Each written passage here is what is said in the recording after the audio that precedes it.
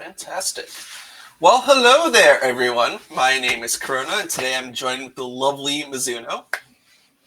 Hey everyone, we're here with episode 10. Let's go! Yeah, it's been a little bit since the last podcast episode. It's been even longer since my last appearance on the podcast, and it's been, 3-4 months since your last one, Mizuno? I believe so. I think I was in like episode 2 or 3 maybe, so it's been a hot minute. Yeah, that was in season 1, so it's definitely been some time. But we are very excited to be bringing you this special episode of the podcast. Tonight we're going to be talking a lot about collegiate identities and collegiate leadership here in the Splatoon scene. So it's going to be very educational, hopefully a very eye-opening conversation episode for everyone tonight.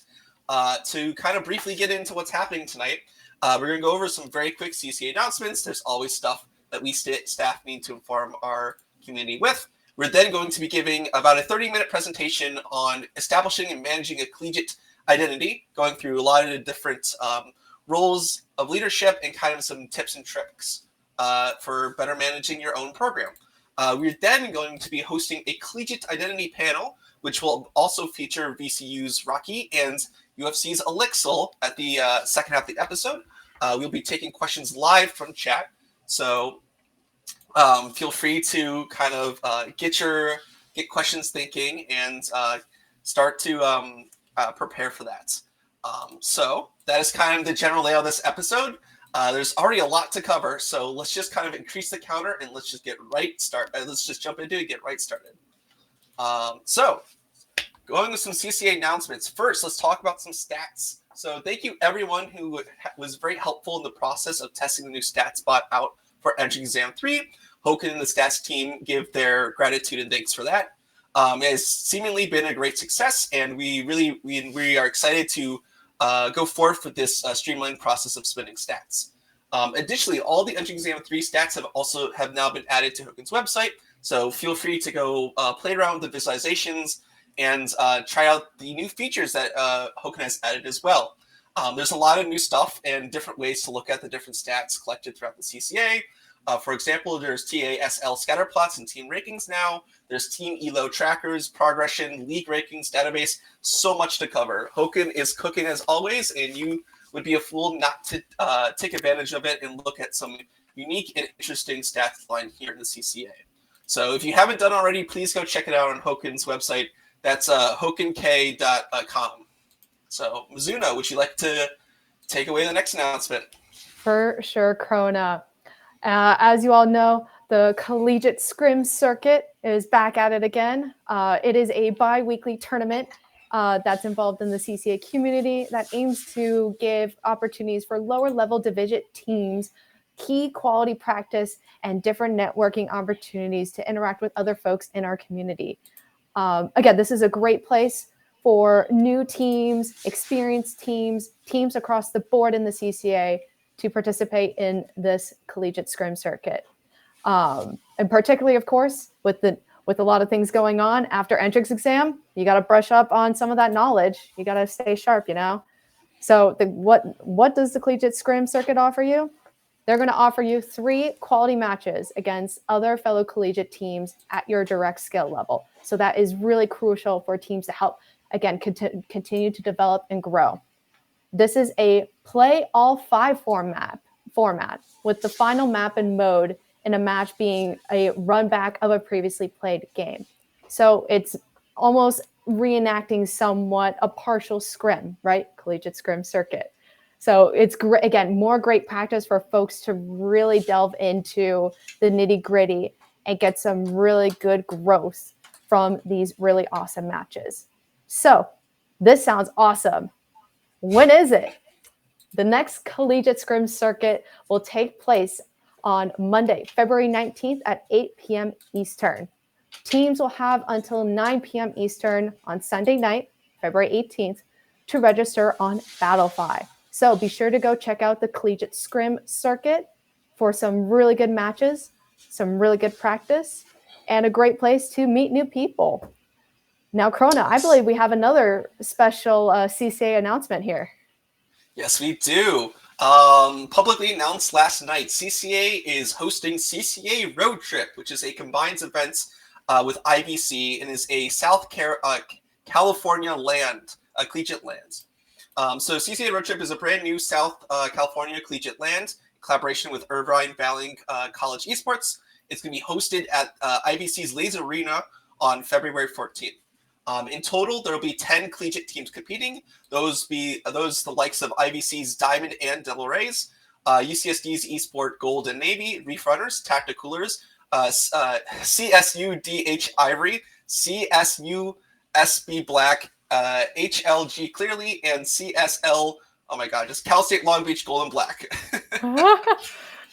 God, I don't know why I even tried. I should just always Long State Beach. Anywho, why is this important to the non-California schools, I hear you saying? Well, this is important as it's going to actually be streamed on the CCA Twitch account. That's right. You can catch this exclusive event casting live on the CCA Twitch account at 11 a.m. Pacific and 2 p.m. Eastern on February 24th. So join us for a very for a rousing tournament with some unique collegiate players in the Southern California scene. If you're interested in possibly attending this event in person, you should reach out to either DRF or Soulful for further information, as I believe there is some capacity for some in-person spectators. So if that seems like you, please go reach out to your appropriate channels. So there's a lot of good collegiate land stuff cooking up this spring. I know IBC is the first one to hold theirs this February. They also have Purdue's, which was just recently announced, happening mid-March, and then North Carolina and Greensburg happening at the beginning of April. So there's a lot of good stuff for the collegiate players and teams cooking up, and adjacent to what CCA has cooking ourselves. So, right, exactly. And Krona, it's amazing to hear this too, because all these teams are coming together to play in person. Isn't that insane? Like, these collegiate lands are growing and growing and are able to run these things all by themselves. I mean, this is just incredible, isn't it? Yes, it's great to see the community building itself and building it stronger and a more in-person element to it. I know historically you've had like some of these smaller collegiate lands, Purdue's, North Carolina's Greenbirds have hosted a smaller scene previously, but a lot more teams and schools are getting interested in the collegiate scene, so things are starting to rapidly grow. So new records being setting for land attendance, new records of teams competing. So it's a very exciting time to be interested as a collegiate player in the scene. That's all the CCA announcements we have for y'all for this segment. So we're now going to go on to talking about collegiate identities. And Mizuno and I have prepared a presentation for y'all. Yay, presentations. Yippee. Yes. I'm just going to make sure the presentation's pulled up here. Give Omazan a second on the back end. But yeah, so basically... It's like a college lecture. Hey, I wore my good shirt for this. So what we want this presentation to be is not for say like a rule of the land or like writing this stuff and like directly influencing it, but to just kind of be a jumping off point for some of the discussions that occur later.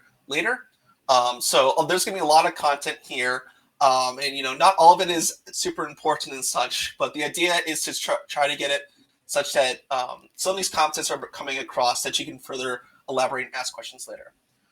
So let's begin. So the main point of this presentation is going to be talking about establishing and maintaining a collegiate identity. And I bet you're already wondering what the hell a collegiate identity is. It's kind of I won't want to say like something I've kind of like turn of face I made myself, but basically I've kind of seen it as an inward or outwardly facing leadership role within your university's Splatoon program. So that statement means quite a lot initially, and it might be a little bit hard to fully articulate, but basically you want to think of it as some type of leadership role within your program that is internally and externally vital to interacting with the larger collegiate Splatoon community. So I think it's kind of best to go right into examples with these, which kind of being there's like three main ones if you can think about it. Those being like a club leader or the president who's actually spearheading your entire program, a competitive manager who's kind of overcharged with actually managing the talents and player pools, and then at a smaller level, a team captain that's in charge with managing and directing an actual collegiate Splatoon team. So usually you can find all three of these identities at each program in some capacity. Their names might be changed, some of them might be combined and such, but these are three very important identities that kind of need to be represented at a Splatoon program such that the program can grow larger and develop and be successful. So we want to spend this presentation talking about some advice and tricks, tips and tricks for these three specific identities. And we're going to do that by first talking about club leaders. So Mizuno, would you like to take it away? You got it, Krona. So high-level club leaders here. We have to understand, who is going to be involved in this internal community and external community, right? And above all else, you're going to need people.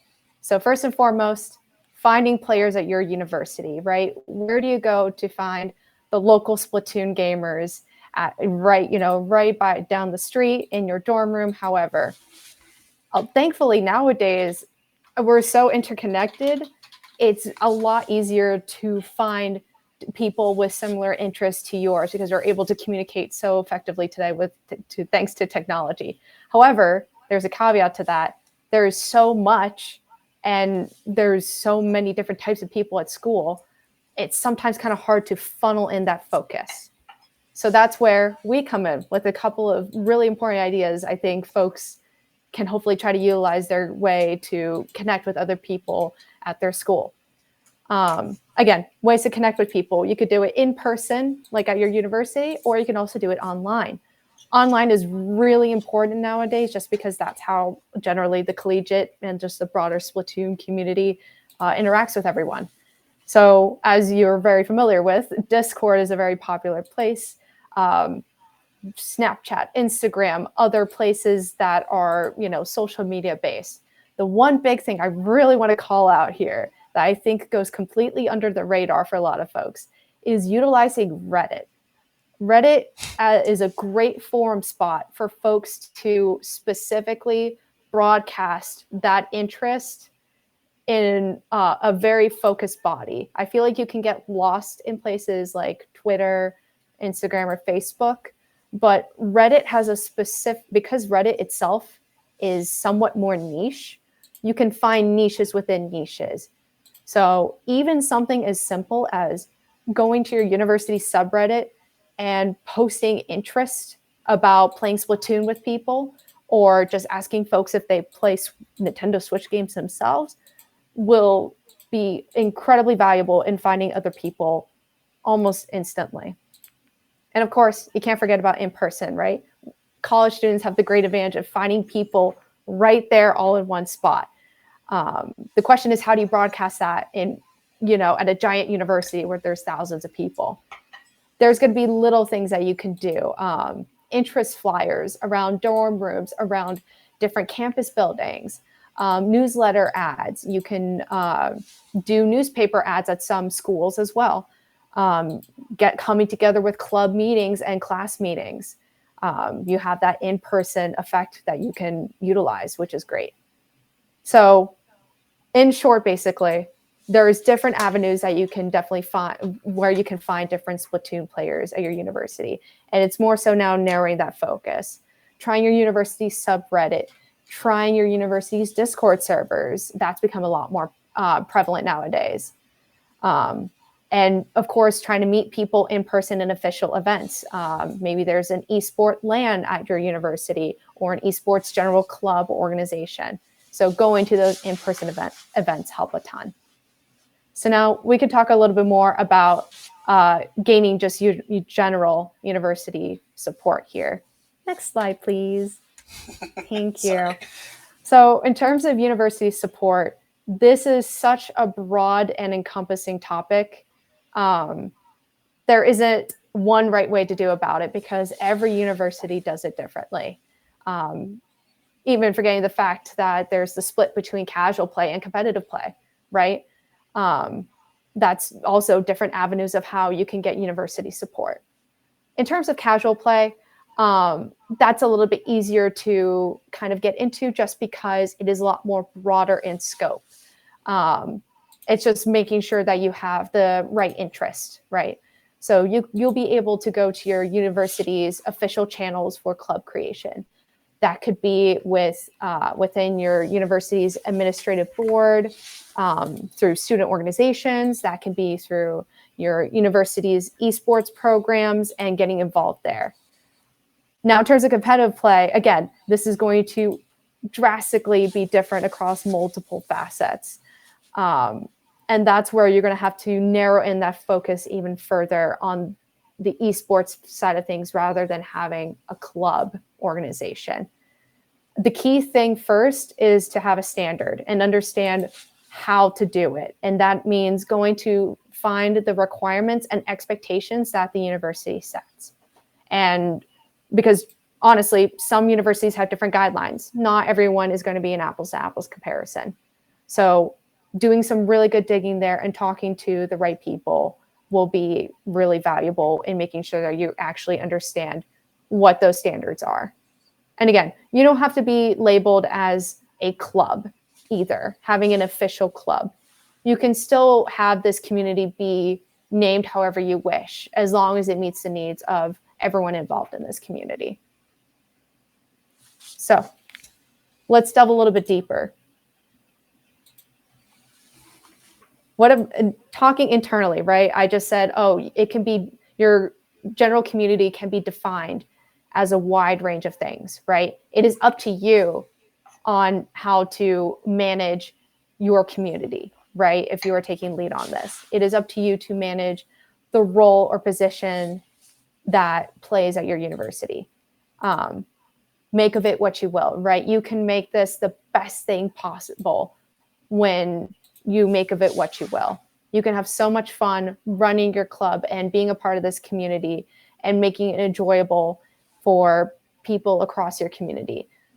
Planning fun events, different excursions, different fun activities you get to do together in person. It doesn't even have to be related to Splatoon or gaming. It could be anything: food, bowling, parties. The possibilities are endless. And it's just at the end of the day, getting together with a great group of people.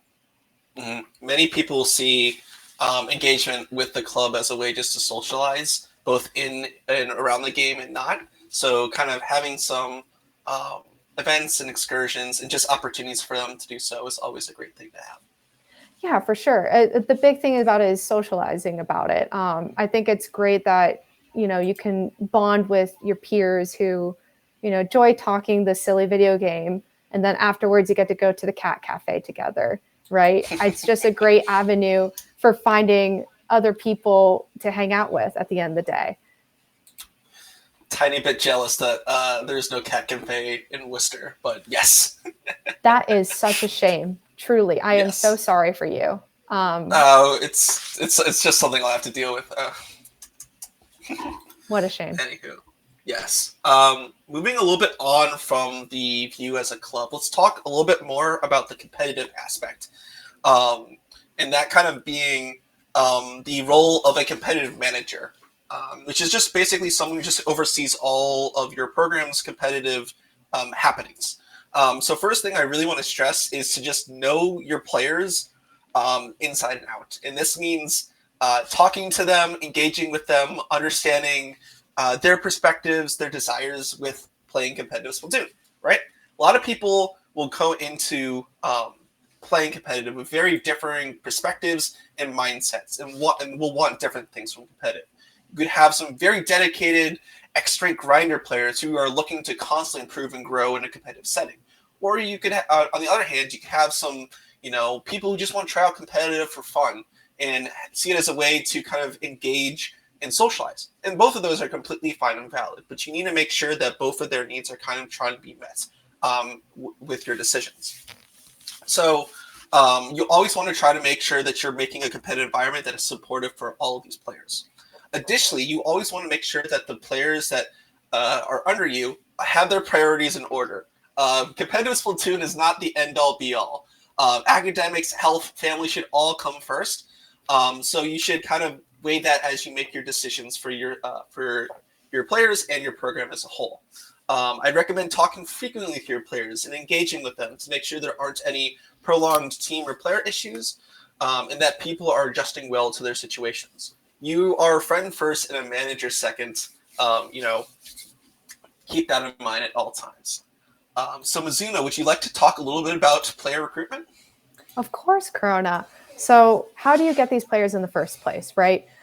You're going to have to develop a specific recruiting strategy. And thankfully, I just had covered earlier how you can reach out to certain folks, right? So now it's taking it to the next step. You have a great community with you, and some people are interested about getting into competitive. They see Pro Chara streams, they see FT win on Nintendo's big tournaments. How do they get into that? You have to start kind of, easing them into it and getting into recruiting them for those teams, right? So keep in mind the school semester timeline, right? Most schools operate on a semester quarterly system. And it, like with other clubs or events or activities that you would see in school, the best time to get folks geared up would be at the start of the new semester or quarter or trimester, start of the new period of the school year. Folks are coming back from the summer, coming back from breaks, winter break if you're in the spring, and people are evaluating their time commitments and what they feel would be best to get involved with. So first and foremost, starting off at a beginning period. As time goes on, of course, you can easily adjust, right? Folks will still come into your community regardless of the time, right? Folks might hear about the club secondhand from someone after the school semester has started, and they would want to join because, oh, I've done competition before. I would love to get involved. So also keeping in mind that folks might be able to pop into your community and express that interest too.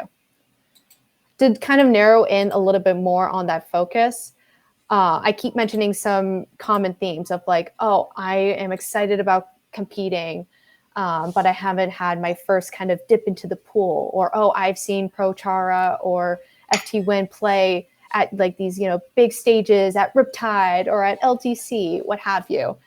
A lot of casual players don't have a proper avenue to get into competitive. And their university is often one of the first paths to actually get into a competitive team. So definitely, again, Krona highlighted this earlier, communicating with people in your community. Same thing here. You can easily pulse people and ask, do you want to try competitive? There's a great scene here. We can try to get you on a team and get that going if we have the proper headcount. Of course, like I mentioned earlier, recruiting season being early on in the semester, trimester, quarter, you're going to have a giant influx of people, particularly underclassmen. They want to be involved with their university and with the community in general, and that is a great way to introduce new people who come to the school into something that they can get passionate about and get into. Yeah, no. Again, it really depends a little bit on what your school allows in your esports program. Like I know for WPIs, one of the best things we did was start our recruitment process during the summer to actually get those incoming freshmen who were interested and kind of get them a little bit more onboarding onto our program and involved early, which has paid back dividends with us. But like there is no set way to do recruitment, but these are just kind of some things you should have in mind. Moving on, let's talk about another element of managing a recruitment, that being the fact that you might have too many players for one team. You might actually need to split your talent. So a lot of colleges or programs rather, are finding themselves in this position because you're starting to get like clubs of like 8+, and it gets difficult to manage a full roster. So you might want to start to look to actually split your players into two separate teams or multiple teams. So the first kind of thing to do here is to understand what dynamic these teams are going to have. Is it going to be a traditional varsity and junior varsity squad? Some examples of those in the CCA would be the UCSD's teams or even the Ink Raiders. Both of them seemingly have this very traditional varsity team with a junior varsity team that's a couple divisions behind them. Or are these teams just completely separate teams that just happen to be from the same division? Some examples of this would be Austin's Nightfall and Daybreak, and Purdue's own Bastion Stew. Either of these approaches work. It really depends on the needs of your players, your program, and the resources you have available. So kind of keep that in mind when you're trying to decide who should go on what team. Additionally, there's a lot of different factors you should also be thinking about when actually splitting players into different teams as well. There's mainly four I like to keep in mind, those being commitment to competitive, player strategy dynamics, individual player skill, and the depth of roster. So commitment to competitive is just how interested and willing that player is to actually play competitive Splatoon. Obviously, as you talked a little bit about earlier, some people are really interested. Some are just trying out for fun. So kind of making sure that people have the same mindset on the team is very important, as it will allow that team to further improve and grow at its own pace. Next is then player strategy dynamics, which basically is making sure that your team is healthy in the roles and responsibilities those players have, right? You're not going to want a team that's just for carbon roller players, right? There needs to be some support. There needs to be some aggression and stuff like that. So this goes a little bit beyond just weapon picks. You can talk about player personalities. Do you have a shot caller? Team dynamics, like how do your players want the team to behave in the external scene and such, and even vocal communication, being like, how your players can handle comms and such as well. So keeping that in mind is important. I don't really value that much on player skill level, because if a player is committed to learning the game and improving with the team, their individual skill is less of a factor, as they can grow, because the environment will let them grow further and further. That being said, it's still a factor you want to consider, right? You're not going to put a C- player with a bunch of X players on a team. And then lastly, one of the most important things here is the idea of a depth of your roster size, right? I've personally found that 5 to 6 players is best. However, there's always arguments for less or more. So just kind of making sure that if you do a team split, that your rosters are supported is very important. So moving on, let's talk a little bit more about teams and the collegiate identity that's most associated with them, that being the team captain. So one thing the WPI folks will know me well for is keeping everything organized, because organization is key when you're dealing with a lot of factors, and team captains have to deal with a lot of them.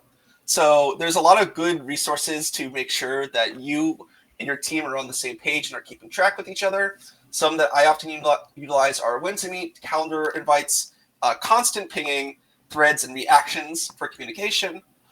You want to make sure that your team is very clear on what's happening or like coming up and what you need from them, right? If you need them to sign up for a Battlefly, if you need them to say yes or no for events, like having some streamlined process of communication is very important, and you should definitely put some time and resources into establishing one. Additionally, as team captain, you also need to make sure that you're keeping yourself well organized. Keep records of player and team information that are very critical. Splash tags, university emails, like stuff like that should probably be on some spreadsheets somewhere so that you can grab them for your convenience. If your team has a person who streams and saves VODs, maybe put a playlist together so you can have easy access to that stuff. It's kind of easy sometimes to forget about it and things might fall through the cracks. But in situations, it's very nice to have those so you can quickly reference and pull from things. Additionally, since you are kind of this key connection point from your team to the larger community, it's very important that you as a team captain keep an eye out for the larger happenings within the scene. Those being league updates, special events and opportunities, tournaments, stuff like that, right? You are the gate that you are the window that your team experiences competitive from. So always trying to pull new and exciting things their way is very important. So, Mizuno, would you like to talk about team uniqueness? I would love to talk about that. Before I do, though, I want to highlight again your points about the captain high level. It's a responsibility, right? With so many things going on with a team, a team captain role isn't just the best player on the team. I feel like that's a really common misconception about what a team captain definition should be. How I view it, and I think Krona can also voice this as well, a team captain is a dedicated leader, organizer, delegator, to help ensure that the team is able to do the things that they want to do successfully. I think is just the big takeaway here. And I think, Krona, you put this very well, eloquently. I just wanted to say that again. Yeah. So now we can talk about team uniqueness, because I love this point. Every team is special and unique in how they operate. And I think, in fact, collegiate teams specifically are the most specialist thing ever, truly, just because there could be magic there that's different from anything else, because you all have one thing in common, and that's you attend the same university.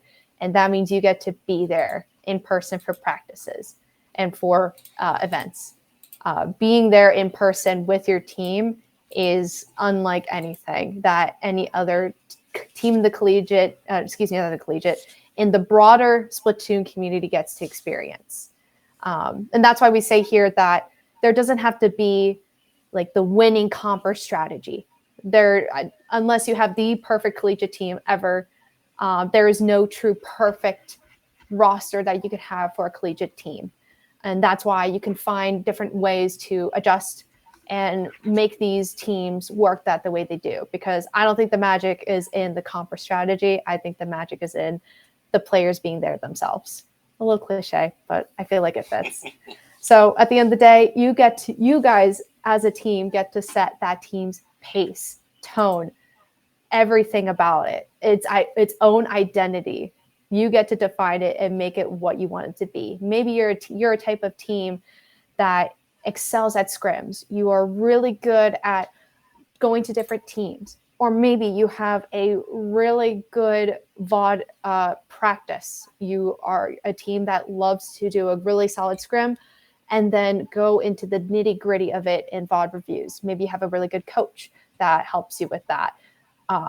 You could be like the best of the best in your div. There's so many different identity umbrellas that you could fall under. And every team that ever comes up in the collegiate scene is so unique and special. So I hope that made everyone feel like they had like butterflies in their tummy, because every team is just special and unique in its very own way. Yeah. To quickly just comment on 2 points, a lot of it is just kind of making the most of what you have available to and playing to your team's strengths.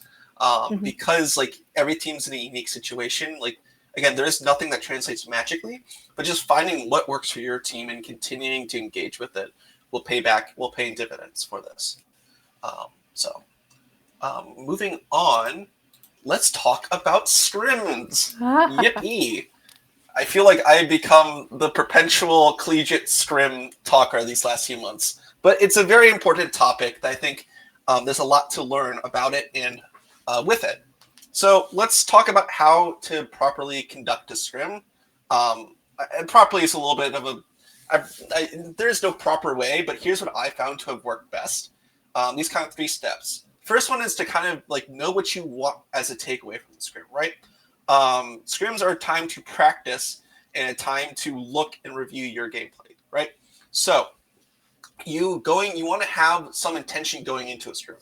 That intention be, hey, we want to practice a specific elements of our gameplay, or we want to get good games to VOD review later, right? Like just having a direction for the scrim will help you later, as it allows you to find opponents that are more likely to help you and some other smaller scrim stuff going forth. Next one is to actually find a team to scrim against. There's kind of 3 main ways you can look at it. One being going to a scrim partner, which is kind of just a relationship you have with another team to kind of scrim each other and to learn from each other. Another one is the looking for game channel here in the CCA, where you'll see people pinging for scrims occasionally. The other idea is cold calling, which is just simply reaching out to a team captain and asking if they want to scrim. So these are 3 different methods. I can already hear you asking, well, what teams should we look to scrim against? That's a great question, and there's really no right answer to it. Some factors I usually like to keep in mind is kind of finding opponents that are within your skill range, but not too comfortable. So I usually say like plus or minus division.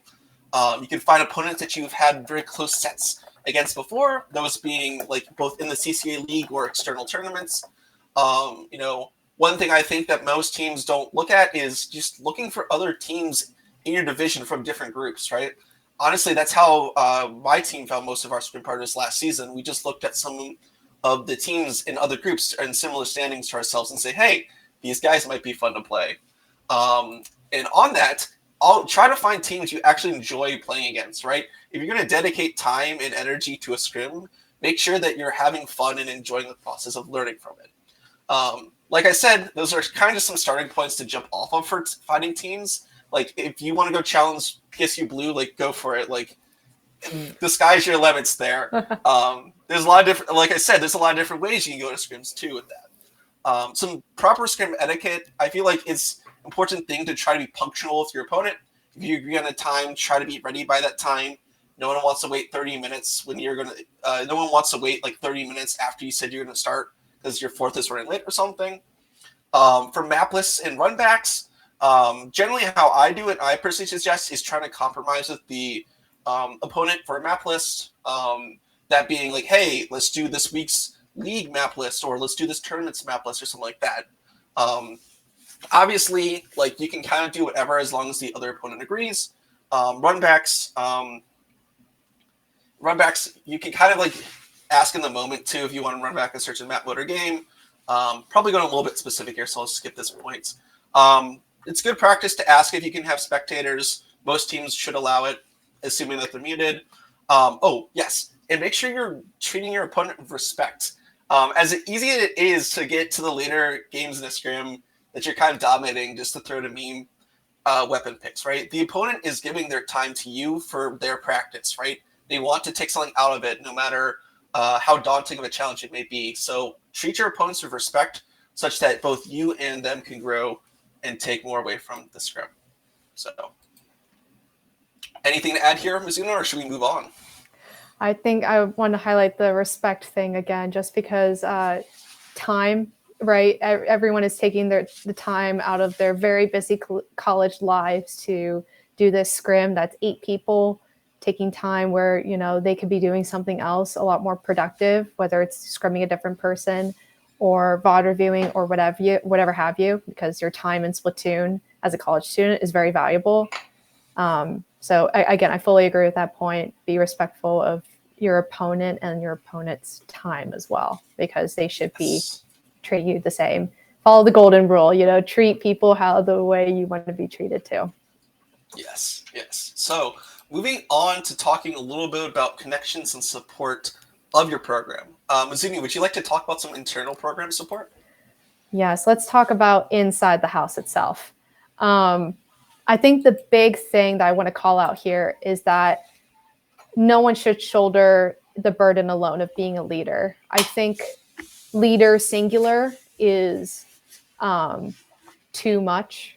It's best to kind of surround leaders with each other and building a core facet team of individuals to help run the program, run your community, run your club, run your teams in an effective manner. You get to hear from different types of people and their experiences. That is incredibly invaluable, as a community is going to be filled with all kinds of different people at your college. So the more voices, the better, I feel. It's better to get to field from different folks and their own perspectives and help communicate with your community. You can kind of have this as, again, not a traditional thing. It doesn't have to be an outright traditional club board that you have. I think with Splatoon, you can not make of it what you will, but you can structure it how you want it to run based off of what the community needs to run successfully.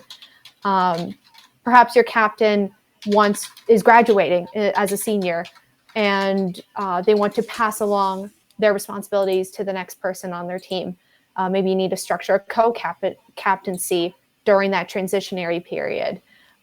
Maybe you have a coach. You have an alumni who is a really great player and wants to stay connected with their community, and you would like that coach to help shoulder the burden of helping these teams grow and interact in the community. Advisors, if you have an esports organization, utilizing your university's advisors or designated administration folks, that would help a ton with bringing more people into your community and making sure that voices are heard and you get to hear how people run things, essentially. I think the big thing to call out here is delegation. No one should be shouldering all this alone. And because, again, we're all busy college students at the end of the day, it's not going to be efficient. Many hands make light work. Having a nice distribution and delegation of standard work is something that you'll see as you graduate college and go into a career. And this is a great way to practice that and working on a team, not a literal competitive team, but a actual team. So I think it's very critical to emphasize that in order to help keep your program chugging along in the future, you have to help foster and develop leaders internally by making sure you have people involved and having people ensure that their voices are heard in this community. And that's how communities will continue to flourish once those leaders graduate and move on. Yes, well said. Yeah, it's definitely a very critical thing to make sure that people are getting involved with the actual organization and leadership of your club and such. I can say personally, my life has gotten so much better once I said, hey, could people actually help me with this stuff a little bit? And I wasn't shouldering it all. So, finding people who would be willing to give some of their time and who are helpful and engaged with your program internally is always a great thing to do so. That being said, there's also another way to support your program, and that is through external. The Collegiate Splatoon community is quite huge at this point, and there's a lot of different colleges, players, teams that are floating around. And would behoove your program to connect and engage with some of these players and teams. That is one thing that we all kind of have in common here in the CCA, that we're collegiate students and players. So it's fun and engaging to go talk with some of your opponents you play against, talk with some people from other divisions, players that you might not have run into in the normal CCA division league and such, and to engage and have meaningful connections with. Casual discussion servers are great for this. I know there's specific to, whether that be like team servers, specific division servers, specific regional servers like the Florida Collegiate Cephalopod server and such. There's also the idea of like the collegiate lands that we talked about earlier, and the fact that many of these colleges and collegiate students are wanting to actually go in person and connect and play against each other. Like I said, Purdue, North Carolina, Greensburg, IVC, Riptide from last year. These are great opportunities to connect with your fellow peers and to engage and have a fun time. Also, one thing that that benefits from this is the idea of a collegiate pickup. While you're restricted to only playing with people from your same college in the CCA, other tournaments outside the CCA don't have those restrictions. It's been very commonplace to see a couple of CCA pickups in Low Ink, Little Squid League from the Ink Up, playing with a bunch of different people from some different colleges. So it's always fun to engage and to kind of put yourself in the larger CCA community. It's also kind of important to keep in mind that there's like 3 different personalities you have in the larger CCA community. Those being from your school, your team, and yourself as an individual player, right? So kind of engaging with those and knowing, who to connect and engage with is a very important thing. I've talked about it plenty of times before, and this is kind of what my map of the CCA project has always tried to done, but it's fascinating to see the connections and relationships that build between collegiate Splatoon programs. So, anything to add here, Mizuno? Krona, I think you nailed it on the head. I think the CCA is in a really great spot for anyone to come in and interact with this wonderful community. And that's because of all the hard work of the CCA community itself, the wonderful college students that interact on a daily basis and engage in great conversations about their schools, their school work, their time playing Splatoon. That that external program support is definitely seen as, something that pops up here in the CCA a lot. And that's because of you all in the community. Yes. And speaking about our community, let's transition to actually talking with some of our community members and weighing some of their opinions and own personal experience in this idea and topic of a collegiate Splatoon identity. So we would like to now bring up Rocky from Virginia Commonwealth University and Olixil from University of Central Florida onto the podcast stage to conduct a little panel on collegiate Splatoon identities. Whoa, let's go. Hey.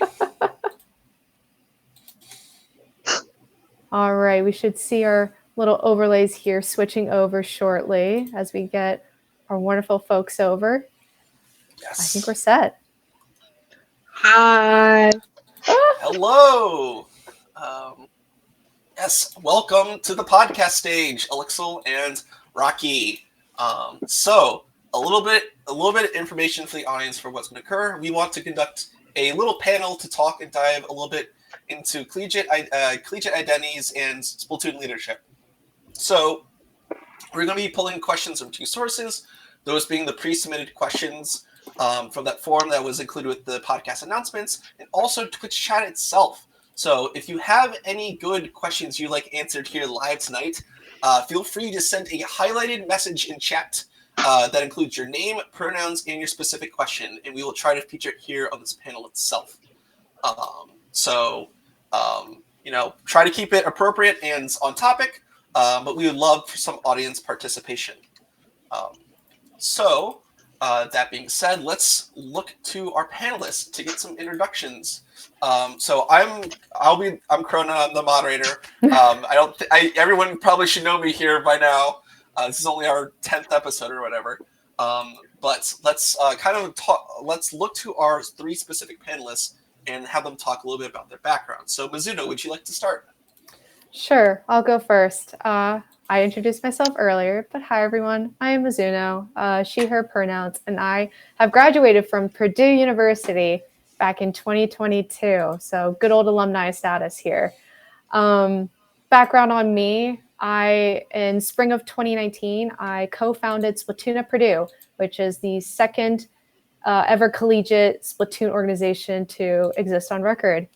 As acting co-founder and treasurer for Splatoon at Purdue, I also helped co-captain Inkling Technology at Purdue, also known as ITAP, for almost the 3.5 years that I was serving in the student org. And then that's when in 2020, I helped co-found the CCA itself in collaboration with UCSD Esports, which is the first ever collegiate Splatoon organization formed. And then after I graduated, I've been continuing to lead the CCA as one of the head TOs ever since. Yes, welcome, Mizuno. I know you just were a presenter with me here for that presentation, but I think as your status as alumni will offer some very unique experiences and perspectives on some of these questions. Moving forward, Olixil, would you like to say hello and introduce yourself?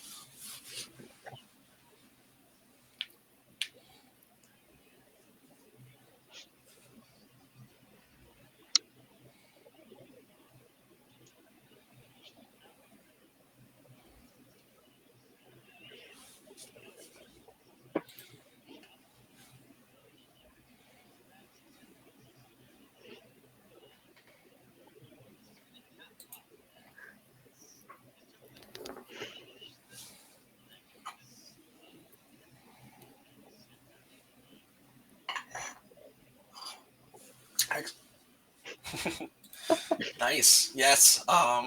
University of Central Florida, I know, has had a little bit of rough times for actually getting the official university support. So it's good to see that you actually have achieved it at this point and can talk a little bit more about that experience as a whole. Finally, Rocky, would you like to introduce yourselves to the chat? Yes, hi, I'm Rocky, also known as Bubble, also known as Socks. I have like 800 names. iPad Baby's not one of them. No one told you that. Anyway, I am the division head for the Splatoon division at VCU Esports, and I'm also captain of Team Goomies. and that's the B team of our 3 teams over at VCU, if you don't know us. And I became division head last semester, and I've been putting in a lot of work to expand our club from beyond just the people who were the original members back in 2023, 2020, 2022. 2022, back in 2022, and really sort of give as many people as possible fun, casual, and competitive experiences with this game at my school. Yes, no. VCU has made such great waves here in the CCA these last few seasons, so it's fantastic to get your perspective here. Unfortunately, it looks like we're having some slight issue with Olixil's audio. Again, it wouldn't be a podcast episode without at least a little scuff introduced. So I'm going to let the producers handle this. In the meantime, Mizuno and Rocky, would you like to talk a little bit how you first got in contact with Splatoon players on your campus? And kind of what forms of outreach did you find most successful with establishing and maintaining your program? Sure. Mizuno, do you want to go first or should I? I don't really care. Rocky, you spoke first. The torch is off to you. Okay, it's off to me. Well, I found out about our club right when Splatoon 3 came out, which was when it was actually made, because I literally ran into Wyatt, who was a player for a team formerly known as Ink Black, now Big Fat Sea Cows. And bro, literally is like, oh, you play Splatoon? Here's the Discord, join. And that's how I ended up in the club. And the person who established that sort of promptly dipped. And I had been giving them suggestions and ideas, and that's how I ended up as the division head of our club. We had kind of a weird transition in leadership, as the person who originally made it was friends with a lot of people from the esports department, so they had a really easy time getting the club and the teams themselves set up. And then they realized that they didn't really have that much interest in the game, and by the end of last year, they were out, and they made me the new division head, and I brought up a bunch of active members as part of the team for leadership. Okay. Fantastic to hear your story about getting involved at VCU. Olixil, Mizuno, I'm assuming your Purdue story is a little bit different, if my timeline is correct, right? Yeah, the Purdue story is a wild one. I happened to stumble upon a gaming organization called the PUG, Purdue University Gamers Group. And that's where I met a couple of folks, 3 of them, in fact, who love Splatoon and went to these meetings somewhat frequently enough that they knew each other. And I was the 4th puzzle that they needed to actually go, wait a minute, we could actually make something out of this. So that was when we were able to jumpstart the actual process of starting a collegiate org at our school. Well, not collegiate org, a student org at our school, because again, like I said earlier, you should, as part of making a student org, you should check the standards and requirements. To make a student organization at Purdue University, you needed at least 5 members. And so me and my boyfriend were the 5th total. So we had enough to get that actually going. Fantastic. I believe Olixil's audio is fixed. Olixil, would you like to introduce yourself and say hi fully now? Yeah, I don't know what's going on, but I'm Olixil. I founded UCF Splatoon like three semesters ago, maybe like a year ago, somewhere along there. And I kind of just try to build up my community to go and kind of reach out to the EUCF, and eventually got myself recognized as both the title manager, and I'm just for Splatoon, and I'm also just still the manager for UCF Splatoon, as well as the captain of the B team. Yes. Yes, we're very glad that your audio is fixed now and that you can join us for this panel. So kind of throwing that previous question your way as well. So how did you kind of get involved with your program, and how have you gotten? What kind of outreach have you done to kind of see it grow and change? So initially, I kind of just reached out to everyone that I saw on CCA that had like the bracket UCF, and they just pinged them. Hey, do you want to form a community here at UCF? So that's where I found my I think 5 founding members along with myself, and we that established essentially UCF Night Sharks. And then after that, I reached out to the esports division at UCF and was like, hey, I know you're hosting a club fair. I know I'm not a club. You think I could join? And they're like, we have a free table. Go for it. And then we tabled as a community and not a club at a club fair for like a year, and got and we grew like I think tenfold actually within that same time. We went Wait, from Jeez. 10 to 100 members really fast. was this, wait, oh, hold on, repeat the timeline again. When you tabled, was this at the start of the fall semester or the spring semester? This was before the CCA season 2 was the club fair, first club fair. That's when I first established Night Sharks and got my first people for the UCF Kraken Squids. Okay, if I recall, I believe season 2 was in the fall, but Yes. but I think I might be getting my timetables wrong, but I believe That it was was the fall. Fall Yeah, 2022. That was fall. That's good to know. Yes, that was right before Splatoon 3 and the big CCA glow up. Looking at the timeline. So Yeah, I was a new freshman, just wide-eyed freshman. I want to push Splatoon. Went in, got myself registered for classes, and then literally a week after I started doing Splatoon outreach and CCA and just Discords and the gaming Discord for UCF, the esports server. I was a mad person in 1 week's time to get prepared for CCA season 2. you had your priorities in order, I guess. So kind of building off kind of Olixil's response there, and a little bit of the presentation itself, would each of you want to talk a little bit about kind of the current state of your collegiate program and whether you have university support and the process you did to kind of gain it and such? Would you like to go first, Rocky? Sure, I can go. I guess I'll start off with the status of our club right now. So this past semester, we gained a third team and a lot of new members because I was able to actually make flyers and campaign with the rest of our esports program at their table at the first club fair we had. So that really helped us grow quite a lot. And we ended up getting an entire new team, new people on the B team, and new coaches. It was great.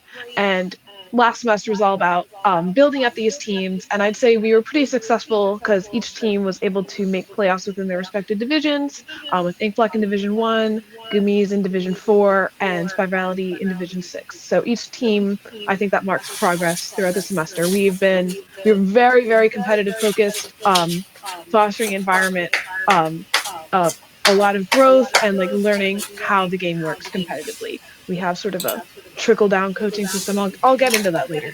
And then right now that we have all those teams established, we did have to host a little bit of tryouts, emergency mid-year tryouts this semester, and we gained 2 new members. And now our focus is going to be on really honing in on having regular in-person events and hopefully some more casual oriented online events as well, so that we can grow a more prosperous casual community in addition to a really thriving competitive one right now. Wow, that hits hard. Yeah, and that, I guess, there's a second half of that question, which I almost forgot, which is like, does your university have a lot of resources and funding? And I will say, like, most of Splatoon is pretty grassroots, and that's kind of how we are. Our esports program is criminally underfunded. The only funding they get has to go to literally every esport, and it's like not much. And I think their entire budget just goes to paying so certain other divisions can just pay the fees needed to participate in their leagues. So there's like no funding, there's no facilities. We're on school Wi-Fi trying to make private battles work in person. But if you can see the funny moments when the lobbies break down, then you can build a great community. And that's what I believe in. So I guess, yeah, it really all comes from the people in the division, in the club, all of the team members, all of the captains just engaging with the community constantly, and really doing their best to make everything work and keep the channels active. Mm-hmm. Yeah, well said. Well said. Thank you. Right, Mizuno, Olixil, would you like to comment on a bit of your program and your involvement with your university? So I kind of lost track what the initial question was. I was kind of entranced by Rocky's talking. I'm assuming we were talking about like what's the current state of our scene at our school, and like what our university is doing for us. So That's now, a good, yeah. We have, So UCF got a coach named Daphne, who just randomly showed up in CCA saying, "Hey, they're faculty. They want to help UCF," and I just sent them an announcement. They're now pretty much the person who's helping me manage both teams in terms of doing their improvement, because they're like a former like Ludi Division 2 player, so they have really strong mechanics and really strong game sense, and they've been doing a lot of like hands-on training for Night Sharks primarily, but they've been like working a lot also with aeronautics, and they also kind of reached out to me, and they also helped me establish a training team. So UCF may have a third team for season 6, not for season 5, but season 6. We may have a third team. And as for the university thing, university doesn't really do too much for us. We just use their name. We get some cool UCF, EUCF jerseys, and we get to use their gaming room, which is like pretty good actually. It's a good sized room with like pretty good monitors from like Alienware and stuff. Mm-hmm. But they don't really do too much. We don't have any fees, so that's pretty much like, I don't have any fees. We don't really care what you do as long as you don't like ruin the EUCF name. Mm-hmm. Nice. I know you're a little bit more removed from your program, Mizuno, given your alumni status, but would you like to comment on any of this? Yeah, I think from my perspective, my class of leadership walked, so the current leadership class could run, is how I could summarize this. One of the last things I did when departing from Purdue was actually getting officially recognized by the esports administrative leg that's a part of the Purdue's recreation and wellness administrative body. So Purdue's a little wonky with how they run their esports. It's not like its own identity. It's like a leg off of recreation and wellness, and it's not even tied to student organizations. So one of the last things that me and my wonderful fellow officers did was pitch to the esports administration there why we should be one of the few teams to be included in esports, because they were just starting this out. They had no esports, and they were trying to field and figure out which groups to bring in. And out of maybe the 7 or 8 competitive scenes, they brought in Splatoon and Dota 2. They completely ignored Overwatch, League, R6, Rocket League, because we were the best prepared, best presented. We had numbers, we had attendance, we were able to back up who we were as an organization at the end of the day. So that was the status that I left it was that we had officially had established our esports status within the university. And we were able to host, right before I graduated, the first ever Collegiate LAN with Purdue and MSU as our first official kickoff as part of being the esports umbrella. That's where I left it off.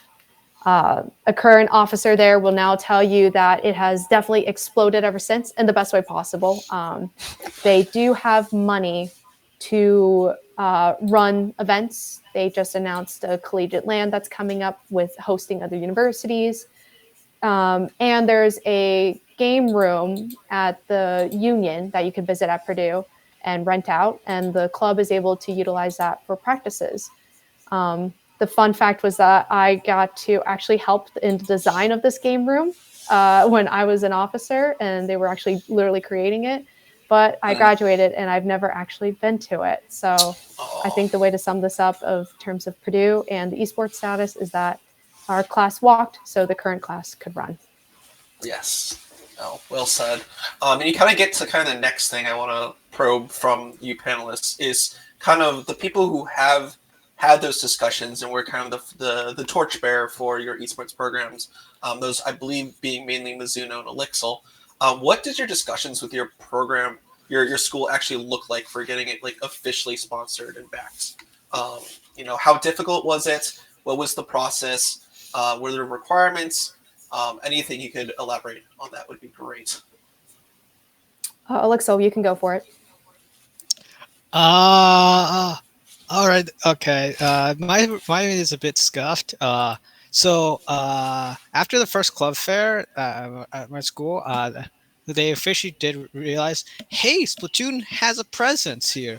But then they're like, but Splatoon, who cares about that game? So I just bugged their officers, being like, hey, you should have Splatoon as a new title, and they're like, well, think about it. And then I said, in the next club fair, they told me, well, think about it. And then I'm friends with an UCF officer where they're like, okay, I can help you try to pitch this. They're also still saying, we're still thinking about this. And then when the UCF coach Daphne showed up saying that they're UCF faculty and they actually work at UCF saying, hey, I want a Splatoon scene here. They're like, oh crap, there's a faculty involved. All right, Splatoon, you're a new title now. I want to call out something here that you mentioned, Olixil, because I know Daphne from the general broader competitive community. One thing that we didn't touch on in our presentation earlier is that leveraging not students but faculty. You can find Splatoon people through faculty at your university. That's a little bit trickier, but I found that you can find those folks depending on the type of college, right? Like the College of Technology or, liberal arts or whatever. Or engineering or what have you. You can find interest from faculty as well. And that was really clutch that Daphne was able to, come through for you guys. That's kind of incredible. Yeah, if Daphne wasn't there, we'd still be at a standstill. See, my perspective was totally different because we had to pitch it.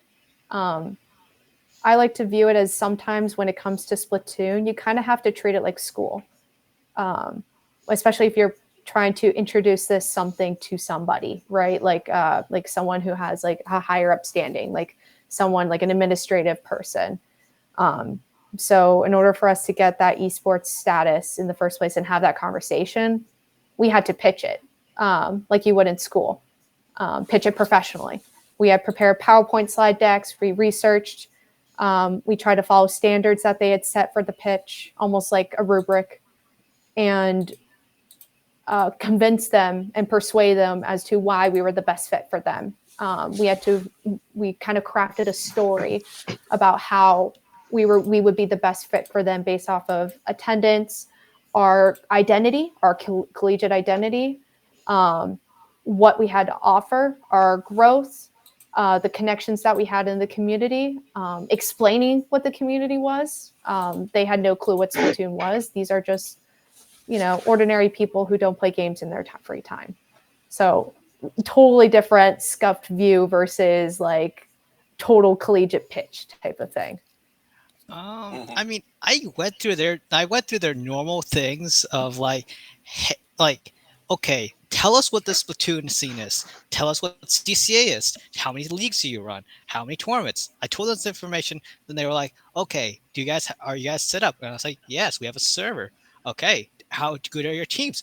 Both our teams are in Division 1. We're the best of the best. I'm like, what do you want from me? And they're like, we'll think about it. Yeah, Right. Unfortunately, it really depends from university to university for like what they require for official backing and such. Hearing both of you said that, I'm like thinking about my own perspective at WPI and be like, oh, I just talked to our esports president. He's like, sure, if you have people, like it was done very quickly for us. But unfortunately, some universities really have to struggle for it. It's rough to hear that, but it's good to hear that, if there is support and there is direction, that things will work out at the end. So, Well said. yes. Kind of going a little bit away from like official university support and discussions. Let's talk a little bit more about your role as a collegiate identity in your program. So I was hoping, I was kind of wondering if you could all kind of just elaborate on what position you kind of have and what that entails specifically at your program. I guess I can go first. I'm the division head for the Splatoon division of esports, which basically would make me like the Splatoon guy, like who's running the entire division. But really, like I run it with like a team of 5 other people, and then it exists with the help of literally everyone who's a part of our competitive scene. But I guess the thing that makes me more distinct from all the other people on our leadership team is that I'm the point of contact for the general esports program and our division of it. It basically just means I have responsibilities like making sure people fill out forms, making sure that people like reporting our scores, even though no one really cares, and checking in just with like the esports president, talking to him when we need to book rooms, all the sort of nitty gritty stuff. But the actual decision making and like running of the club is done by me. And then I guess I'll just like shout out the other people. Me, Rare, who's on Gummies, Minnie, who's on team formerly known as Ink Black, now Big Fat Sea Cows. I'm not going to say that every time. I'm just going to call them Sea Cows. Write it down in your notebooks, bro. They changed the name. You should have seen an entrance exam.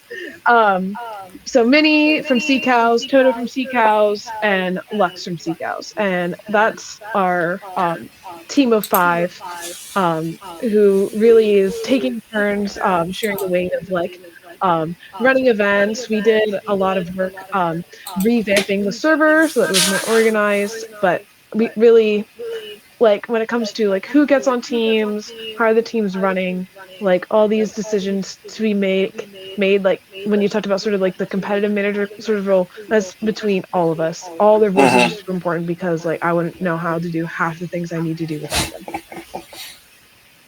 Yes, I definitely agree, and it's very much a similar situation at my own school. Mizuno, Olixil, anything you'd like to add to that or give your unique perspectives? I'm very happy that you could delegate work as well as you can, Rocky. I'm pretty much everything. I'm the club leader. So I'm the main point of contact for everything involving UCS Splatoon, or having the players reach out to me to contact esports at UCF. I'm the competitive manager, so I have to watch over both teams and make sure they're practicing consistently, as well as the captain, which means that I have to also keep on my own self and be like, okay, is my team practicing consistently? No? Oh no. um, but I do still have help. I've delegated some work over to some the other members from like Night Sharks, along with Daphne. Daphne's carrying a huge like half my load pretty much in terms of competitive management, watching both teams, helping them improve. Man, like helping me kind of like structure the server a little bit better in terms of the competitive aspect. Uh, the I also have the captains Hoken and Army from Night Sharks still helping me in terms of like um, certain I guess communications. Um, and I have a few other people that I just kind of talk to in terms of like server moderation and just server structure also. But I tend to just do a lot of work and then be like, I can't finish this all. I need to pass this on to someone else. Oh Yeah, boy, that I have a lot of thoughts about that. I am like, sounded I like have me in my early years too. I have a lot of thoughts about that, Olixil. It's not good. It's not good. Okay, I'm gonna have to Mhm. poke a little bit further, Olixil. So I know you've helped tabled at events, and you now have like what did you say, like 100 or so people who've shown interest or something like that? I can check my server right now. I think I can pull up the numbers. Well, there's no. Well, we know that there's like the Night Sharks and the Aeronautics, but what about the broader club, like community, right? Like there's no the esports status is kind of wonky, but like in terms of the broader community itself, like what's are you running the broader community too? uh, I'm trying to. I eventually this semester at right like before the CCA season started after the tryouts, and I was like, okay, I'm going to be working on this competitive side. I need someone to do event coordinating. So I actually did manage to get someone to be my event coordinator. So I do have one less thing to worry about, but I was event coordinating the previous semesters. Mhm. Oh wow. Jeez, um, that's a lot of work. I'm very It glad you got is. the support, or you're starting to get some of the support for it. To kind of build off some of the stuff Rocky said, I kind of wanted to ask a little bit about what you do for your community in terms of events and engagement, both like in an in-person and online perspectives. How do you run events? What types of events do you run? How do you get your community to engage and interact with each other? So I'd say like the most like scheduled events that we have are finally this semester we're getting to a point where we can do every other week, where we can have an in-person meeting, and we do not have facilities at our school. We barely have working Wi-Fi. Actually, just this past year, we found a room where the Wi-Fi is good enough to run a private battle. Oh my God. Oh my God, it's been a game changer. But usually at in-person meetups, it's more just so that we can hang out. We'll bring our Switches, we'll play until the game breaks, and we'll usually play some Jackbox or Among Us or whatever, just chat, and usually I'll go grab pizza after. They tend to be a bit smaller, but there's always people who show up who surprise me who aren't from our competitive teams, and it's nice to get to meet them and just all hang out. And then as far as online events go, we did like one last semester, which was really scuffed because half of us were at Riptide. So a lot of us weren't there to play or like help run it. It was run by the other half of us, which weren't there. There's just like some mini games online. And we had been hoping to do more of those last semester, but competitive responsibilities sort of took the forefront. And I'm hoping that this semester we can host like probably just like once a month, like a mini game night. Luckily, the community is sort of at a point where it runs itself, where we have a lot of pings going up for Anarchy Open or Salmon Run or private battles because all our teams operate in our VCU server. And oftentimes we'll just be throwing out pings for opens there, and whoever can just join us and hang out and Mhm. play. Yeah. Oh, sounds like a lovely scene you have engaged there. Thank Mizuno, you. Alexa, would you like to comment on this? Um, Uh, Go ahead, Elixir. uh, so I'm trying to for this semester. I'm trying to start doing some more in-person meetups and some online stuff. That's why I grabbed the event corner. The previous semesters, I had two two in-person meetups over the course of 1 year, which is not that great. Um, and ran a few like private battles inside the UCS Splatoon server. Um, I had a lot of help with that though. So there was for a lot of the event stuff, a lot of times I was planning the events, and then I usually had to grab someone else, being, "Hey, I need someone else to help me manage this besides the planning aspect." So so events happened. They're very sparse, very scuffed, and I'm hoping I can do better this semester. Oh, wow. Yeah, I guess I'll go next. Again, this is just from my time from 2019 to 2022.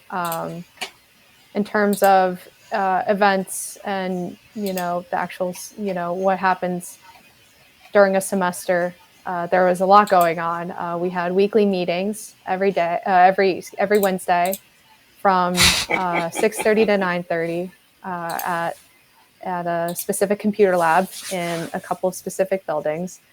We would send out an agenda, not like an agenda, but we would declare, a couple days before, oh, this will be just private battles, or this would be salmon run night or mini game night, different variations of flavors of Splatoon so folks don't get bored.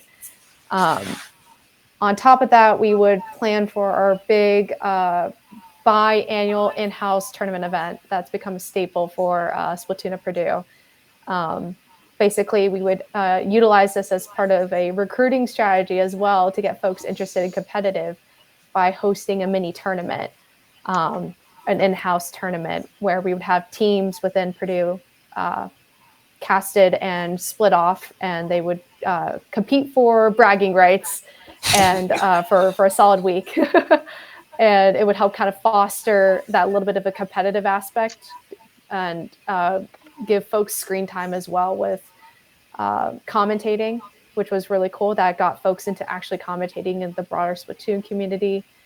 And again, it gave people a flavor of what competitive Splatoon was, since we would draft teams in advance of this actual in-house tournament itself. And people would be able to practice in advance. They would come up with a fun team name that they came up with themselves. And, we'd stream it. We'd have a lot of production that would go into it, scuffed production, but that's certainly improved over time. So as a Splatoon at Purdue officer, there was a lot going on in terms of events and keeping the community engaged with said events. Mm-hmm. Yeah. This is probably a question that's best for Mizuno, given the fact that you have actually graduated from your university fully and have left your officer board. But Rin had a question about what is the best way to maintain interest in a Splatoon club so that other people would continue to prolong its longevity and to get engaged on its officer board. Do you have any comments or thoughts on that, Mizuno? Yeah, for sure. I have a couple of avenues I can discuss on that. First, I kind of touched on this just now as I was explaining what we do as a club. But in order to keep folks engaged in the community, running different events to ensure that they get exposure to different things, different types of activities help a ton. So we had weekly meetings available for people to drop into. We had a big event each semester, being the in-house tournament. We provided competitive teams, and we also did a lot of social events. We would go get pizza. We would go to a cat cafe. My team would grab dinner. After a low ink run, folks would play games on their own. They would do salmon run together. I think finding different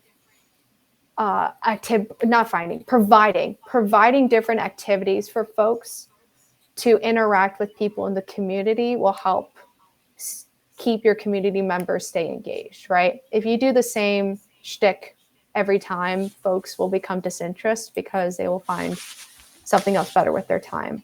So you kind of have to bring both the activity side of things and like the social side of things together, so that way you can kind of develop this flourishing side of the community. The second piece to Rin's question was talking as well about keeping it going the long term, right? Once your original leadership class leaves. This is where leaders, like true leaders, would come out. They would have to recognize that their time is limited there and have to be proactive and prepare for that. So if a school has a couple of juniors and seniors in their officer board, their seniors of that officer board needs to be very proactive in not only involving the juniors, the other officers, in their responsibilities and being communicative of that, but also involving and being transparent with the rest of the community of what you do, right? Literally communicating to folks as president, as division head for Rocky, what do you do to keep this organization, this community afloat? Because that will help folks recognize at the end of the day, if I want to keep coming to these events, they don't just appear out of thin air. Work gets put into it. So seniors do have to have some sort of responsibility and proactiveness to expose their community to how things are actually operating. So that way folks who want things to continue to flourish can actually be proactive to step up. And then the seniors and older upperclassmen need to help guide the underclassmen and those who have expressed interest to ensure that there's a successful handoff.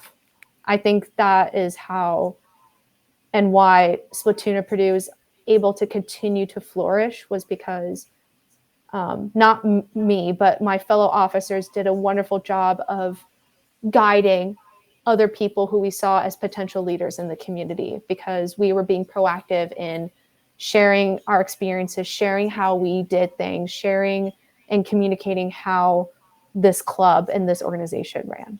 So hopefully that made sense, and that is some good, hopefully, parting advice to some folks as they kind of prepare for that transition. Hey, it made a lot of sense to me. It's definitely stuff that I should look to incorporate into my own club here.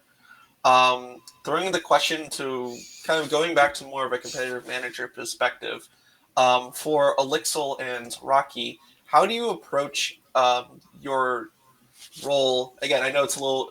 I know you alluded to being more part of a team there, Rocky. But how do you approach that role as a competitive manager? And what's your philosophy for all the different factors for managing your competitive teams?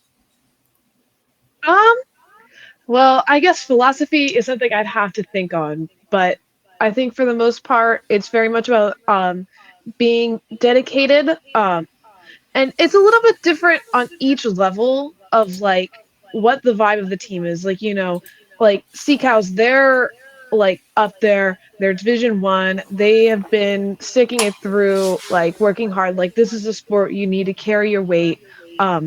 Everyone there is putting in time. Everyone there is putting in an equal amount of effort, and everyone there is equally invested.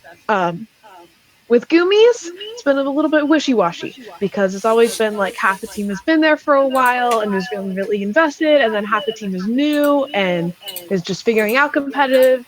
And I think we're finally at a point where like we have a new player, but we're all kind of at the same level. Like, okay, the vibe of the team is like, we're figuring things out, we're getting better. A lot of us have gotten there, and we're just putting in the work into like these 4 players and doing our best in the collegiate scene specifically, unlike Sea Cows, which has branched out more to the everything else. I mean, the rest of us play in non-CCA specific events with other people outside the college. And then Spirality is a new team. They're very much learning, and they've come a long way. But they started out as like, we don't really know what the vibe for these people is going to be. Is it going to be just for fun? Like, how much are they going to try to improve? Like, how many other tournaments are they going to play in? And after that, sort of works itself out. But I'd say across all 3 teams, it's turned out that like everyone's been very dedicated to improvement, and everyone seeks coaching. And I guess that's sort of the next part of it, of like So there's like a very high level player that goes to our school who helps coach Ink Black for CCAs now, and doesn't play on any of our teams, but gives them a lot of knowledge. And then Lux from Ink Black then passes down knowledge to Goomies and has done a lot of coaching for us, and we've really truly learned a lot from them. And they also help coach Spirality, but like, you know, they have a lot of responsibilities. And then Fox from Goomies now helps coach Spirality. So you kind of have this trickle down of knowledge from level to level. So when you have, I guess, you're more advanced, and then you're intermediate, and you're basic. So the intermediate people can give the basic people basic knowledge, and then the advanced people can give intermediate people more advanced knowledge, and sort of work their way up through that. Yeah, things are definitely very competitive focused at DCU. Mm-hmm. Well said. Well said. Olixil, I know that like for your main part, it's just you that kind of manages it all. Kind of what philosophy do you have for managing your player pool between Night Sharks and Aeronautics? So that actually is something that I have gotten really good at. I actually don't do anything for Night Sharks. I let the Night Sharks pretty much run autonomously with the captain army. And I pretty much all I do is pretty much check the channels if they are playing like in advance, or just playing send out queue, or just doing any sort of practice. That's when I would be like, hey, how you guys doing? But there's Night Sharks are so like on top of things, and they want to improve so much that there's usually not a lack of activity. As for like Aeronautics, I'm trying my best to go and like look at scrims, look at the other tournaments besides CCA. But for my philosophy, because I'm working with a bunch of college students, I don't want to like do constant practice, like, you know, 3 events, 2 scrims. So that's way too much. And I try to keep it down to like maybe 2 scrims or like 2 events. I try to keep like the maximum activity in terms of Splatoon is like 2, maybe 3. It just that you get, it's long, but it's quality practice. That it wasn't going to take up too much of the week for each of my players. Mm-hmm. Yeah. No, Yeah. that make. Sorry, go ahead. Do you want to add something? I was going to say, I forgot to mention, I guess, how the teams themselves run, but yeah, each captain kind of runs their own team and determines like the schedule and level of practice. And luckily, everyone seems to sort of understand the assignment and, I guess, like sort of lead by example with everyone sort of taking ideas from each other on how to schedule. Like, Minnie started doing like schedules with like emote reactions for what worked for like sea cows, and then everyone else started doing it. And I'd say, yeah, like I don't manage Spirality, I don't help manage sea cows, I just run Goomies and all their stuff, and the teams are so dedicated, like I don't have to check in on them. I mean, what would I have business checking in on sea cows? They're probably playing more than we are, so. Yeah, no, knowing when to delegate and when to let the the captain specifically handle stuff is good. Looking at the clock, we unfortunately need to wrap this panel up a little bit. I did want to pose one more final question to all 3 of you, and that being kind of just a little bit about what has been the most challenging aspect of kind of your leadership role in the collegiate Splatoon space has been for you, and kind of what has been your most rewarding lesson or takeaway you've learned. Ooh, bit of a thinker. That's a thinker. I can go first if to give both of you some time to think on that one. For me personally, the most challenging thing was passing off my leadership responsibilities to someone else once I graduated, because Splatoon Pretty was like my baby for 3.5 years, so almost my entire collegiate experience. And because it was my baby, I had a hard time adjusting to that. So I think that was definitely my biggest challenge. But that also comes with the most rewarding part, was that because I felt comfortable enough, like at the end, to finally pass it off, and we did the good work to pass it off in the best way possible, I can now hear back from my club and check in and know that the community is beyond thriving and is going to have so many great things in store. And I'm like 150% confident that the work that the current officers are doing are going to completely blow what work I did out of the water. So I think that's my takeaway. Yeah. I guess. I'll go next.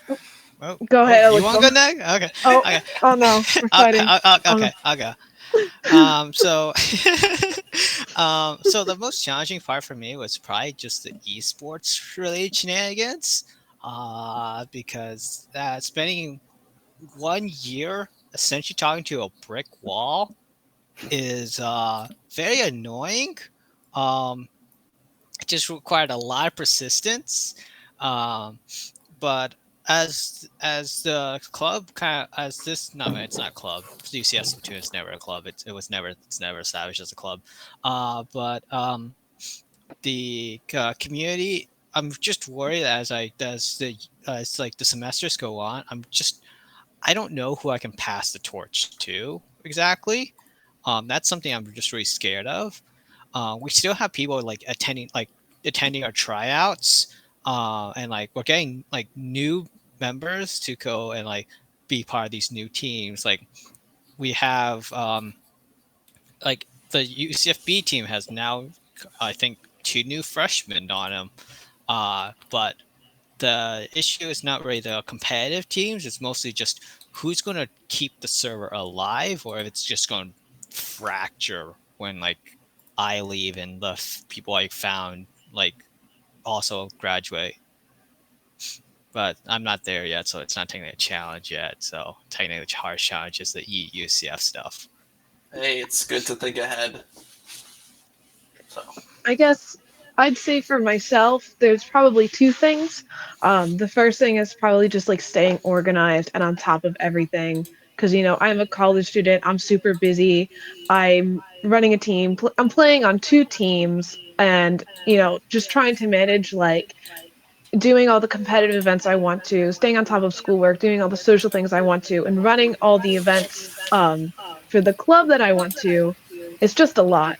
Like, I would run a gimmick tournament, like me and Olixil would run a gimmick tournament outside of this, and it's like that's just kind of been AFK during the semester because there's just so many responsibilities to stay on top of.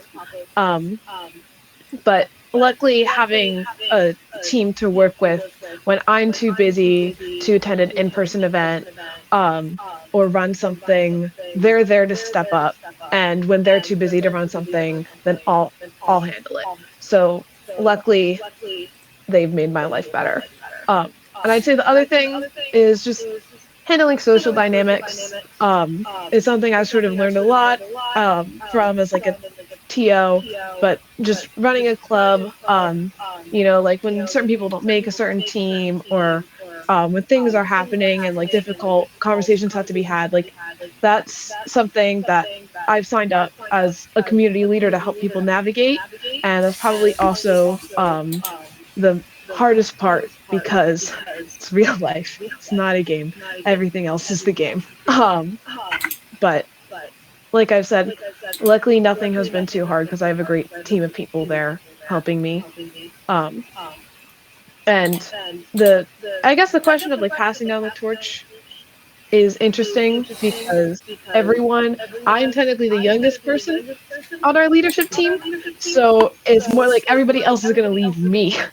So it's about finding people from that younger generation who can help out and just keeping it just going. So hoping for the best for the future, and hoping this game stays alive so that people who are younger than me are interested in it still. Mm-hmm. Yeah, that's I know we've talked about this previously in the past, but that's one of the unique things about Collegiate Splatoon is that it's an ever-changing thing because its window is those 4 years you're at college, right? So a lot of things happen in a very short amount of time, which is both great because you get new people, but also really sad because you get to lose people from your program and such. But that's the name of the game. Things change, and that's all good. So fantastic way to end this panel. So thank you, both of you, all three of you, including Mizuno, for joining us for this joining me for this panel. Those were some absolutely wonderful discussions and some great answers and responses to those questions. So moving on, Mizuno, I believe you wanted to let a little cat out of a bag, right? Oh, I'm like ready. I think so. Here, let's do this. We're gonna have a drum roll, and then Krona and our lovely producer Omazen. Well, here, Krona. As we do a drum roll, count us down to the reveal that we have to wrap up the end of the podcast. So hopefully our producer Omazen can hit the button. So, all right, let's do a drum roll. And Krona, you can count us down. 5, 4, 3, 2, 1. Bam! There it is. I hope it shows up. God forbid. Exciting news, everyone. We are proud and happy to share that we are officially opening up registration for the CCA League Season 5 starting tomorrow. Not tonight, tomorrow. Friday, February 16th at 12 p.m. ET, 9 a.m. Pacific time. For folks who were watching this podcast, this is your reward for listening us talk about our lovely experiences. So hopefully this will kind of get folks excited and geared up as we prepare for Season 5. And again, you can see the lovely graphic here. Signups begin tomorrow. We're just soft announcing it right now, just softly. And then signups registration will be ending Friday, March 1st at 11:59 p.m. ET. So that is a full 2 weeks to get everyone's acts together, to get those splash tags correct, to get those IGNs correct, those emails, and join us for Season 5 of the CCA League. So that's the big surprise. Yay, we're finally here. It's season time, and we're so excited to host the 5th season. I can't believe it. That's like a big number. 5 seasons of this? Yeah, no, it's weird to think that I've been here for almost 3 seasons myself at this point. But yes, 5 seasons. There's a lot we have cooking in the staff channels for this, so it's going to be a fantastic season. There's a lot to look forward to, a lot of thrilling competitive Splatoon action to be had. So we hope we have another record-breaking season here again. And if Entry Exam 3 is anything to go off of, this is a season you will not want to miss. So like Mizuno said, sign up start tomorrow. Yes. All right, Rocky and Olixil, I want to have your guys' input here. Place your bets. How many teams do you think will sign up for the CCA League this season? Putting you guys on the spot here. 120. Oh, I was going to say 120. I'm going to say 123. 1, 2, 3. I like that. Wow. Yeah. And Yeah. I want to make some more specific things. I'm expecting 3 SCAD teams and 6 DePaul teams. Oh, 6? DePaul gets a new one. Yeah. Oh my gosh, we're gonna end up like DePaul one day if the freshmen keep coming in at the rate that they are. Oh my god, I'm not ready for it. It's No, already for too many real. people at one restaurant with like 3 teams. Like, what are we gonna do with more? Like, we can't be harassing the chili staff like this. Is not okay. Like, sir, this is an do that. Applebee's. Like, sir, this is an Applebee's. Like, it's not that real. Exactly. Like, I don't want to have to be like, you can't sit with us. There's too many people. Like, I don't want to have to do that. But the running out of the table is big enough. It's gonna happen someday if we keep growing at this rate. But only time will tell. Right, exactly. Well, Yes. hopefully we'll see more than 3 teams from VCU here soon in the next season. But man, we're finally here, folks. We did it. So again, we're just soft announcing it. It will officially open up tomorrow. So Expect a you'll big see- ping. Oh yeah, expect a big, ginormous ping in everyone's faces tomorrow. Yes. Which means that the off season is slowly coming to a close, which is good and bad in some ways, because that means the podcast will be transitioning to more of a in-season coverage. I hope that you've enjoyed these 2 unique off-season episodes we've produced so far. Me and Omazen have had a lot of fun, pulling some new ideas, getting some new voices and segments and such on the podcast. For its future, there may be another one in the off season. There may not be. We still need to find some stuff out, but we can say with searching that there will be podcast season 5 coverage alongside it, aiming for weekly again. We'll see if that happens. Hopefully so. But definitely tune in every week to see what's happening in the CCA and as the league weeks continue. Very excited for that. So, Mizuno, do you have anything else, or should we start to really wrap this up? No, Krona, I think it's about time. But first, one more thank you again to our wonderful panelists, Rocky and Olixil. Could you both plug yourselves and tell the good folks at home where they can find you? So you can find me on Twitter or Squidboards at Splats with a Z party.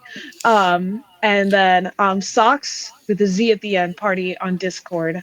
Feel free to reach out to me if you have any questions or anything, or just follow me on Twitter so that I can harass you with streams of my teams and obnoxious team posts. Thank you.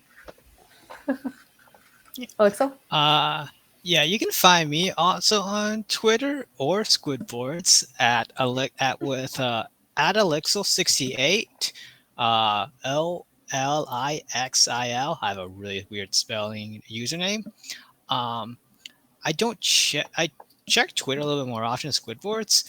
But if you really want to contact me, DM me, or if you really want to, just go and send a message in Collegiate Scrim Circuit. I'm one of the TLs there at Collegiate Scrim Circuit, and I tend to check Collegiate Scrim Circuit quite often. Yes. Awesome, good stuff. Love the help you give me there.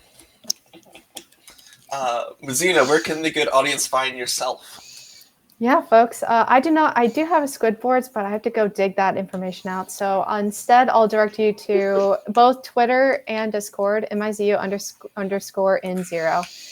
I talked a lot about my own experiences as an alumni, and I know I could easily talk more. And so please feel free. This will be your one-time exception for reaching out to me on CCA-related things. If you have any collegiate-specific questions and guidance on how to help foster your community at your college, please feel free to DM me. I think with that being said, Krona, you're up. Where can the good folks find you? Yes. Before that, I do actually want to add one bit to what you said. Yeah. Feel free to use the league club leaders and captains chats in the CCA channel for further discussions. I forgot to add in the presentation. I didn't say it in the panel, but there's it's like 80 different schools here and a bunch of different captains. Pool knowledge, ask people how they're doing things, and have an engaging conversation. There's already been some great ones I've seen in the past year about it.